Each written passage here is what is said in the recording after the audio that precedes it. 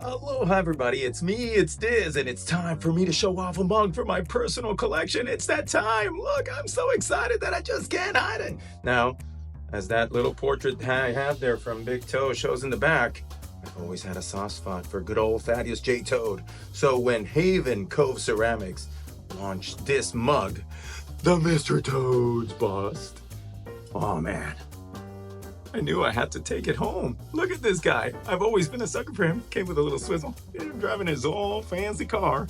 Now, they did a voting. I remember what kind of color variant they wanted. It was either fully painted or stone, like the bust in Disneyland. And I really wanted that one, but I'm so happy. People voted. The voices were heard. And they came color and painted.